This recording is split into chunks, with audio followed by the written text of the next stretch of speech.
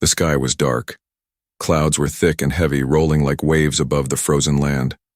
The wind screamed across the icy ground, throwing sharp snow into the air.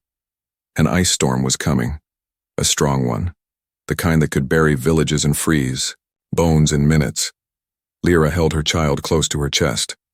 Her arms were shaking, but not from the cold. She was scared.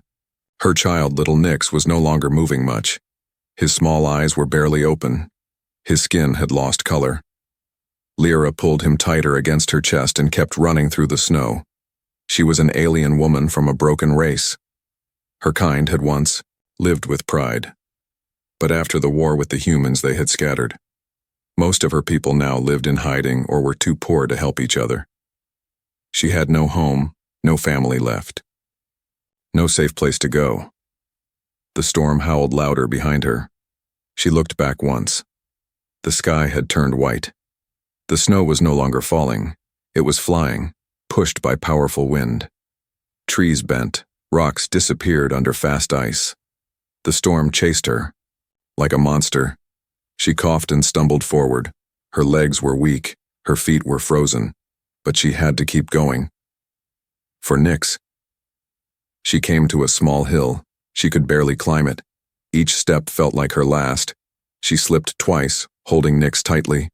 At the top she saw the dark forest below, and a light. A light? She stopped. Her eyes were blurry from cold and snow. But there it was, a small flicker, moving, like a torch. She took a step forward. Her vision swam. The wind hit her face like a hammer. She tried to scream, but her throat was dry. Still, she moved again. The storm hit harder. Her knees gave out. She fell onto the icy ground. Her arms wrapped around Nix. She tried to shield him from the wind. Her teeth chattered.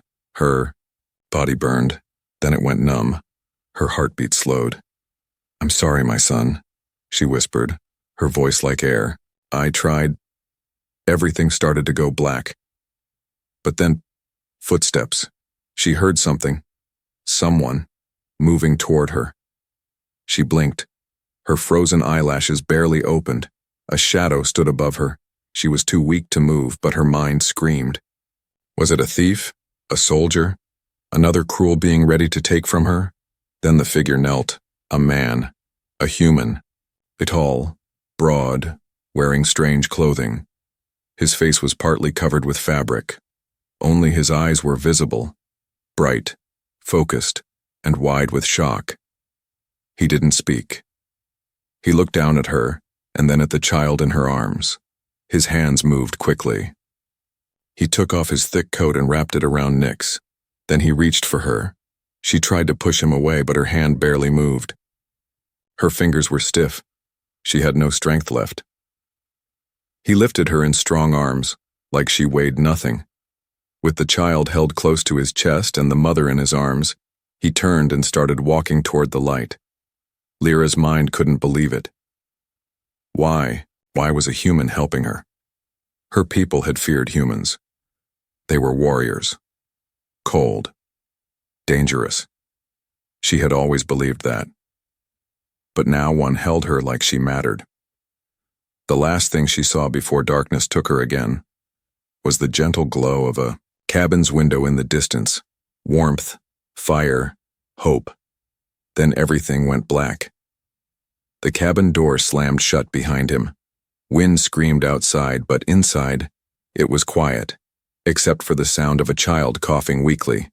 The human moved fast.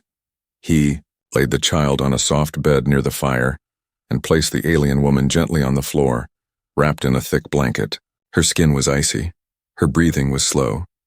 He removed his wet gloves and checked the child's pulse. Weak, but there. He turned quickly, grabbing a metal container and pouring heated water into a bowl. He dipped a cloth in and gently placed it on the boy's forehead. He didn't know who they were. He didn't know their names. But he knew pain when he saw it. Outside, the storm beat the walls like a monster trying to get in. But inside, the man worked with calm hands. Years of surviving. Harsh winters had made him careful and strong. His name was Elias, and he had once been a soldier. But now he lived alone, far from war, far from people. Until tonight. The fire crackled. The alien woman shivered. Then slowly, her fingers moved. She opened her eyes.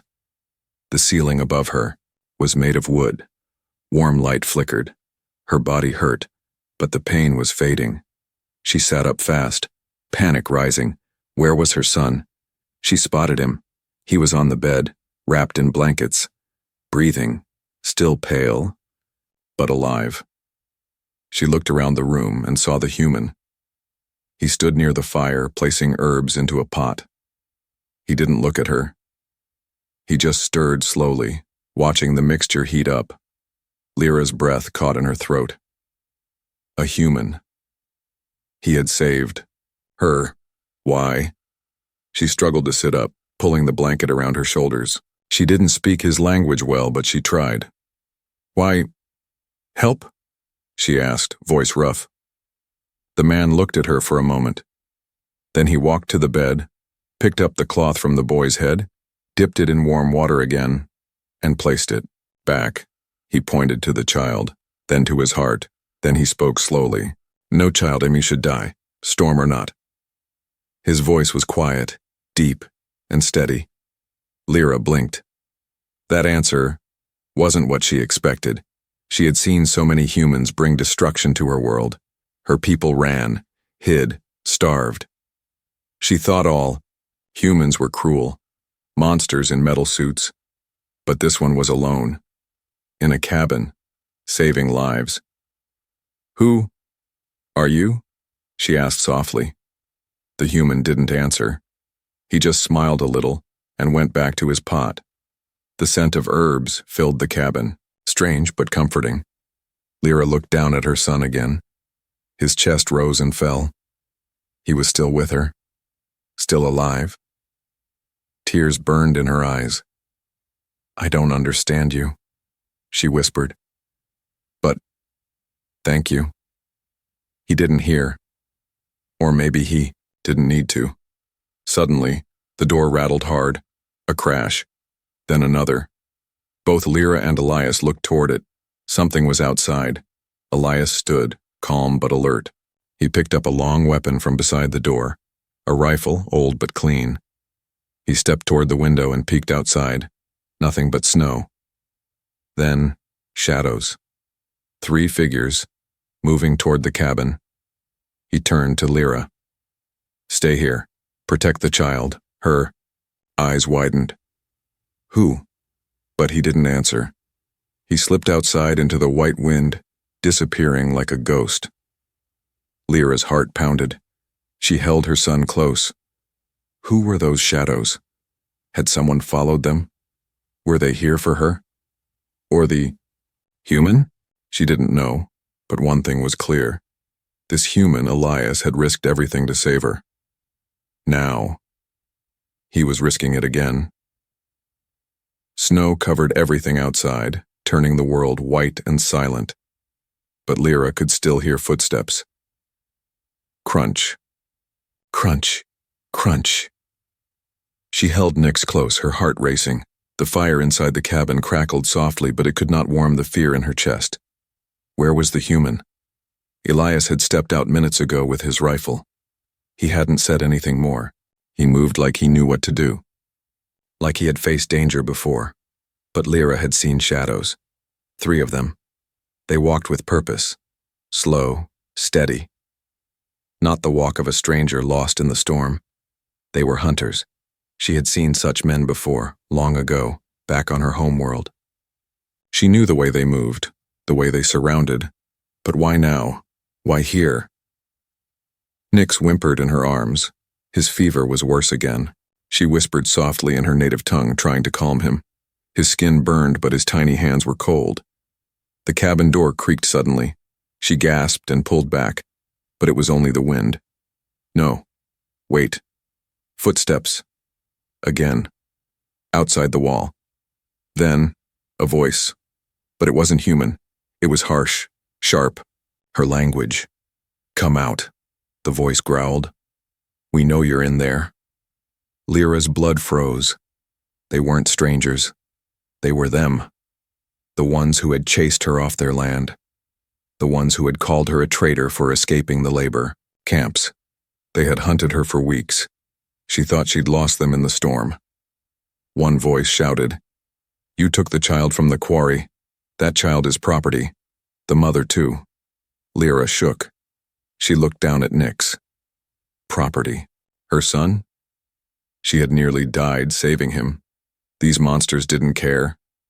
Another voice barked, "And now a human shelters you? Foolish ape, he will die first." Lyra's eyes darted around the cabin.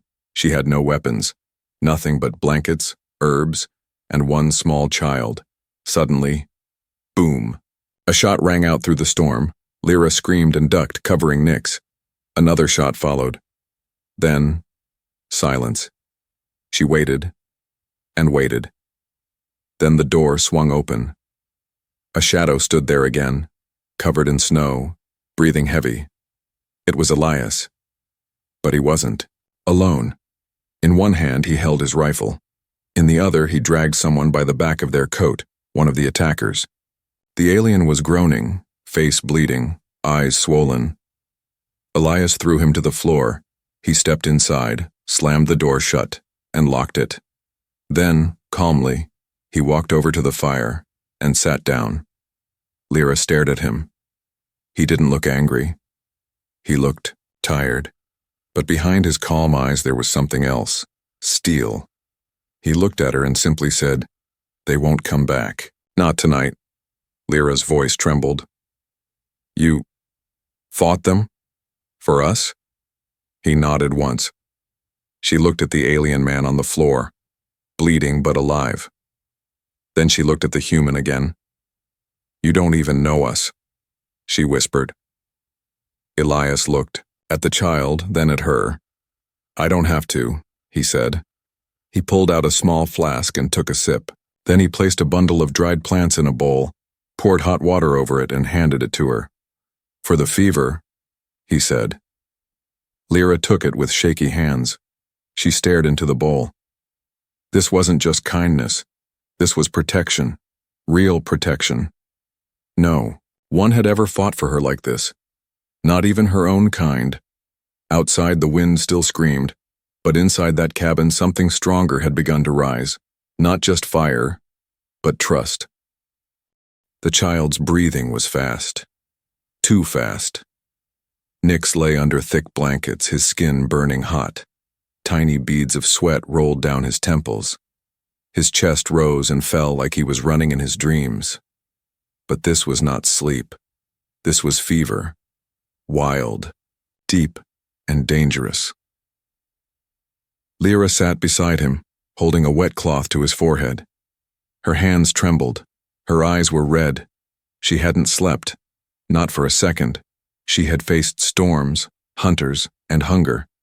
But this, watching her son burn while she could do nothing, this was the worst pain she had ever known. Elias sat quietly in the corner of the cabin, sharpening a blade. He watched them both. Lyra looked up. "It's not working," she whispered. "The tea, the herbs. He's getting worse." Elias stood and stepped closer. He gently touched Nyx's forehead. His jaw tightened. He didn't speak right away. "Then," he said, "there's something that can help. A plant. Locals call it fire root." Lyra blinked. "Fire root? That's real?" He nodded. "It grows in the ice caves just beyond the cliffs. But those cliffs are—" She stopped. She had seen them. Tall. Dangerous. Full of sharp wind and falling ice. "You'll die going there in this storm." Elias didn't answer. He already had his coat in his hands. Lyra stood up quickly, blocking the door. "Why?" she asked. Her voice broke. "Why would you do this? He's not even your child. I'm not your kind. You owe us nothing." Elias looked her in the eyes. His voice was low. "Because someone once saved me when they didn't have to. I swore if I ever had the chance, I'd do the same." He stepped around her, opened the door and walked into the blizzard. Snow rushed in like an angry spirit, then the door slammed shut again. Lyra stood frozen, What kind of man walks into death? For strangers? She sank to the ground and held Nix again. His body was too hot. His breath was getting shallow. She whispered stories to him, old songs from her homeworld, things she thought she had forgotten. Her tears fell into his hair. "Stay with me, little star," she said softly. "Stay with me until he comes back." Outside, Elias moved like a shadow. The storm was not kind. Winds tried to throw him down. Ice scratched his face. Snow soaked through his gloves, but he did not stop. He had climbed these cliffs once before, years ago, before he became a man who lived alone. Back when he still believed in things. He reached the cave mouth just as the wind screamed the loudest. Inside the cave, the air was still. Cold, but not moving. The light from his lantern showed strange shapes, frozen walls, sharp crystals, and then a faint red glow. There, fire root. It grew along the cracks in the stone, pulsing like veins in the ice. He cut what he could and stuffed it into his bag, and then, crack! A noise echoed behind him. The cave trembled. He turned fast. The floor beneath his boots shifted, ice breaking. He jumped backward as a sheet of the cave wall collapsed, blocking the exit. Trapped. Back at the cabin, time was slow. Lyra placed the last of the cooling cloths on Nix's head. His eyes fluttered open for 1 second, then closed again. "Please," she whispered. "Please don't leave me. Not after everything." A sound made her lift her head. Footsteps. The door creaked, open. Snow poured in again, and Elias stumbled through, soaked, pale, shivering, but in his hand, the fire root. Lyra ran to him, catching him as he nearly collapsed. "You came back," she said, voice breaking. He gave a weak smile. "Told you I would." Then he fell to the floor, unconscious. Lyra had not cried in years. Not when the war took her family. Not when her people cast her out. Not when she ran with a starving child in her arms. But tonight, beside the fire, as she held a near-dead human in one hand and her burning child in the other, she cried, silent at first, then louder. Her shoulders shook. Her tears fell onto Elias's jacket. They rolled down her face and into the blankets that wrapped Little. "Nix. Why?" she whispered, her voice cracking. "Why would you care so much?" The cabin was quiet now. The storm outside had slowed, but inside, everything felt like it was breaking. Elias lay on the wooden floor, barely breathing. His face was white, his skin cold. But clutched in his fist was the pouch of fire root, its soft red glow still shining in the dark. She took it from his hand and opened it. The plant smelled sharp, like pepper and smoke. She crushed a few leaves, mixed them with the last of the warm tea, and carefully poured it into Nix's mouth. The child coughed, then swallowed. Minutes passed. Long minutes. Then, Nix let out a soft sigh. His breath slowed. The color in his cheeks began to return. Lyra covered her mouth, trying not to sob again. "Thank the stars," she whispered. "You're still here." But her relief didn't last. Elias was still cold. Too cold. He had walked through death itself to bring back this cure, and now he was fading. She dragged him closer to the fire, removed his boots, his jacket, his gloves. She wrapped him in all the spare blankets she had. Then she did something no one had done for her in years. She cared. She rubbed his arms, his hands, his chest, trying to bring back the warmth. She whispered softly in her own tongue, old words of healing and hope. "Stay. You don't get to leave now. Not after saving us, not like this." Outside, snow began to melt from the roof. The wind no longer howled. A strange, fragile peace had arrived with the morning. Lyra sat beside Elias, her child now asleep and safe beside her. She looked at the human's pale face and remembered what he had said the night before. Someone once saved me when they didn't have to. Now, she understood. He had known loss. He had known cold. And still, he chose to protect strangers. She brushed a hand across his forehead.